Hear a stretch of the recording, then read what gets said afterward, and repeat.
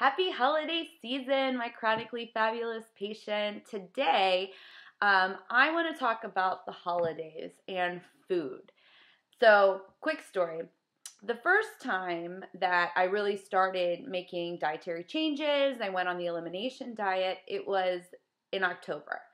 And I really wasn't thinking ahead because, hello, the holidays are coming up right after that.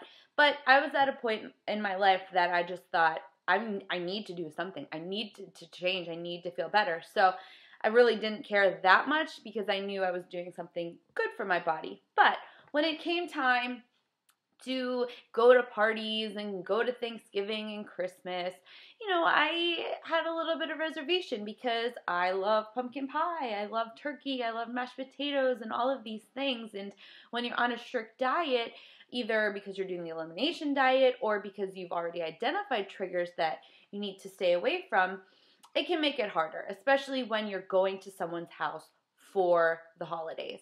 So I have a couple tips for you to make it through the holidays, and lots of recipes down below. So make sure you check them out. Can't say that they're original recipes to me, but I am great at finding other people's recipes online because there are so many out there, and anybody can follow a recipe.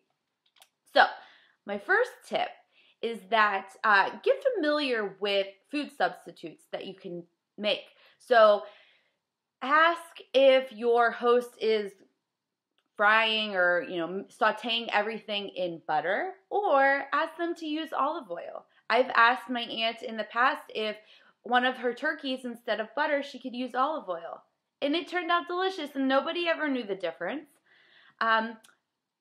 Dairy. Try a can of coconut milk instead of cream or actual dairy.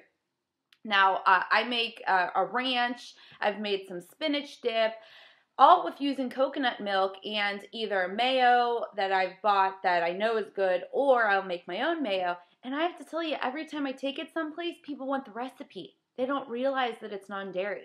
A lot of these things, if you don't even tell anybody, if you don't put the disclaimer, oh, this is healthy, I guarantee you they will eat it. I guarantee you they will love it. And I guarantee you they're not going to be like, oh, this is healthy, like I'm not going to eat it. So just don't tell anybody. That's all you got to do. For your crusts, or maybe you want something crunchy on the top of like your green beans or something like that, use almonds.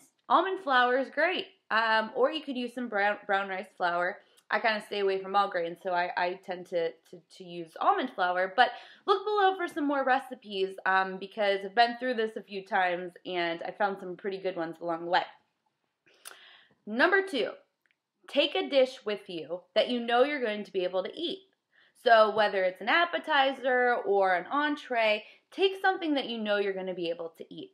And again, if you're not putting the disclaimer that, oh, this is gluten-free, dairy-free, soy-free, blah, blah, blah, blah, blah, free, people aren't even going to know the difference. I guarantee you, if you make a paleo pumpkin pie, no one's going to know the difference. And with the almond crust, they're actually probably going to like it even more. Okay. So number 3, do things on your own terms. With fatigue issues, with autoimmune, with chronic conditions, we tend to really want to go and keep up with our counterparts, but that's not what's good for us, okay? So prep ahead, maybe make your food ahead, do what you need to do, and don't feel like you need to be held to all these crazy standards that other people are doing, because there's no right or wrong way to do the holidays. There isn't. It's whatever makes you happy. It's whatever makes you feel comfortable. And that's what you need to do. You need to take care of yourself first. And my 4th tip is to just be kind and be patient with yourself. It's the holidays. You may slip up. You may not feel well. Maybe it's something that you can cheat with a little bit. So, for instance, I know sugar really bothers me, but I can have, a couple glasses of wine. Then abstain for sugar for the next couple days. Or, I could have a couple Enjoy Life chocolate chips. But if I have more than that, I'm really going to pay. So you figure out, through an elimination diet, you figure out what you can kind of cheat with and what you can't cheat with. But just be kind to yourself, And if you accidentally have a little bit of gluten and you end up in bed for a day or two, try not to beat yourself up. You're doing the best you can. It's hard time. And just send yourself some extra love. So I hope the resources below help you get through this holiday season. And if you have any recipes that you like that would fit into an anti-inflammatory diet, share them. Post them in the comments, put them on my Facebook page, tweet them out for people, because this time of year people are looking for recipes.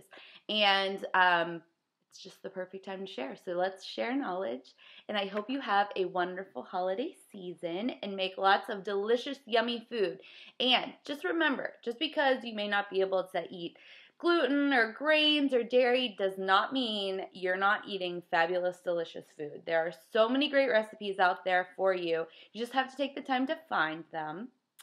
And, just swap out ingredients that are going to work with your body, that are going to make you feel well. Because at the end of the day, you have to live your life. Nobody else is living your life, and you don't want to feel crappy. So, happy holidays.